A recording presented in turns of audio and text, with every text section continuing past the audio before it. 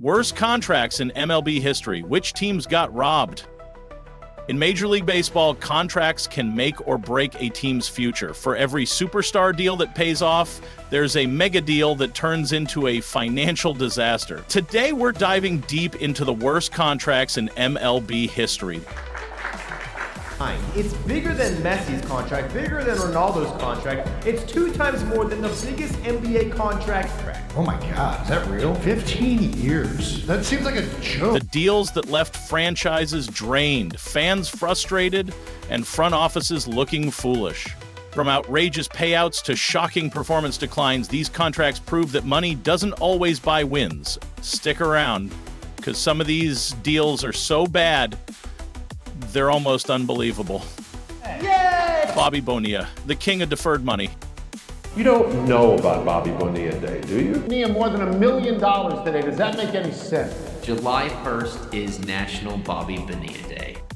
And unfortunately for the Mets, they have to write that check 25 times. Let's start with the legend himself, Bobby Bonilla. He hasn't played in the big league since 2001, but every July 1st, the New York Mets send him a check for $1,193,248, and don't forget the 20 cents.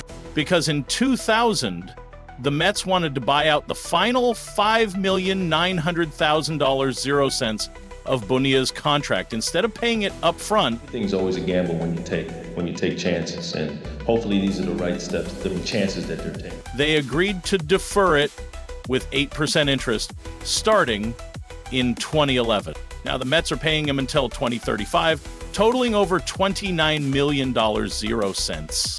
What they don't measure is what did the Mets do with the money they saved that they didn't pay to Bobby Bonilla. That's right, he'll be 72 years old and still cashing in. It's so infamous, fans literally celebrate Bobby Bonilla Day. The kicker? The Mets thought they'd make that money back through investments with Bernie Madoff. Yes, that Bernie Madoff.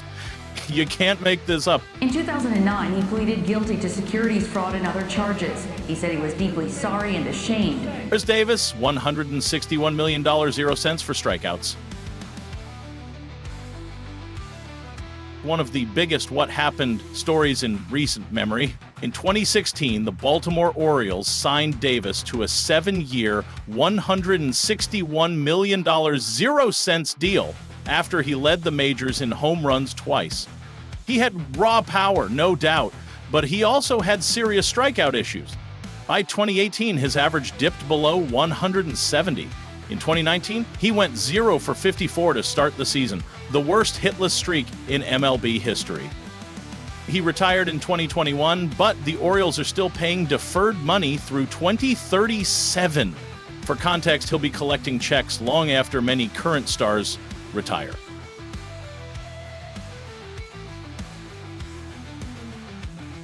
The deal completely crippled Baltimore's flexibility and became a cautionary tale in betting too hard on power hitters with contact issues.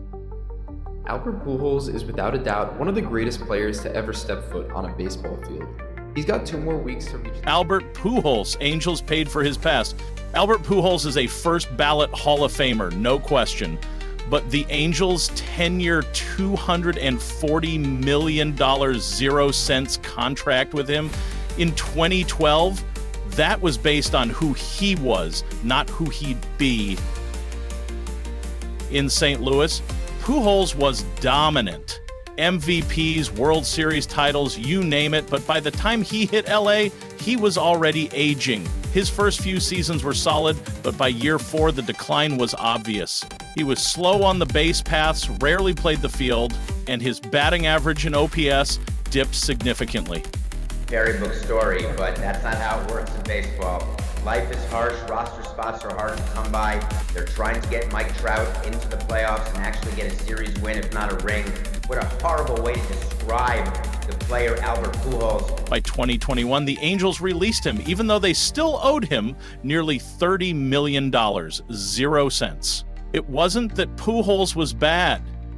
It's that the Angels paid elite player money for declining output, and it hamstrung their ability to build around Mike Trout for years.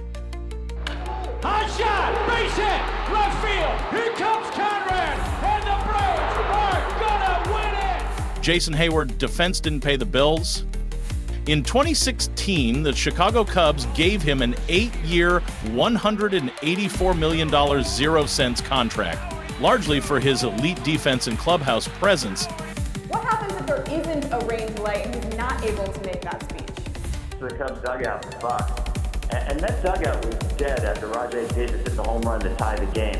He struggled from the start. In his first season with Chicago, he hit just 130 with a 631 OPS. That's not what you expect from someone making over $20 million 0 cents a year. Jason Heyward's strong arm nails Ethier at the plate. Yes, he gave the famous rain delay speech during Game 7 of the World Series. And I just had to remind them who they were, who these guys are when we were come to get here. Be right there for the guys next to us and not take the situation for granted. So I just had to remind them that, man, I'm proud of them. I say it all the time, but I'm proud of these guys. What is it about the Cubs that made them world champions? Every time we got asked to do something this year, I'm telling you, Tom, every time we answered it. Every single time these guys didn't get a chance to do it, whatever it is, for whatever reason, but these guys overcame that for the guys in the clubhouse, man. Cubs fans will always love him for that moment. But let's be honest, speeches don't show up on stat sheets. His bat never bounced back, and while his defense stayed solid, the offensive production never justified the deal. The Cubs eventually released him with over $20 million, 0 cents still left on the deal. Josh Hamilton, relapse and regret. Josh Hamilton's story is a mix of triumph and tragedy. After overcoming addiction and becoming an MVP with the Rangers, he signed a 5-year, $125 million 0 cents deal with the Angels in 2012. I've worked hard, all my life, and have fun playing this game, and it's just a dream come true. But it was all downhill from there. Injuries piled up, performance dropped. My life in general is based on, making the right choices. Everything baseball goes, it's all based around my relationship with the Lord. You guys all know how hard I play on the field, and I give it everything I absolutely have. When I don't do that off the field, I leave myself open for a weak moment. Then came a relapse with drugs and alcohol in 2015. Rather than support him, the Angels openly clashed with Hamilton and paid most of his salary to send him back to Texas. I had my first drink of alcohol and did my first line of cocaine the same night. I can't say why I did it other than just curious. The deal was a disaster on every level, financially, personally, and emotionally. And it showed how risky it can be to sign a player with a history of off-field struggles, no matter how talented they are. I had my first drink of alcohol and did my first line of cocaine the same night. Jacoby Ellsbury vanishing act? Jacoby Ellsbury went from Red Sox hero to Yankees ghost. In 2014, New York signed him to a 7-year, $153 million 0 cents deal, expecting top-tier speed and defense. Instead, Ellsbury missed over 250 games due to injuries, and in the last 2 years of the contract, he didn't play a single. Eventually, the Yankees released him and sued him. Why? They believed he got unauthorized medical treatment during his injury rehab. It was a total mess. And one of the most expensive disappearances in baseball history. These contracts weren't just bad, they were franchise-altering mistakes. Some teams got caught up in hype, others gambled on declining players or ignored red flags. And in every case, they paid the price.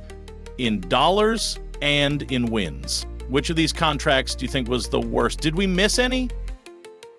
Drop your thoughts in the comments, and don't forget to like, subscribe, and hit that bell so you don't miss our next deep dive into the game you love.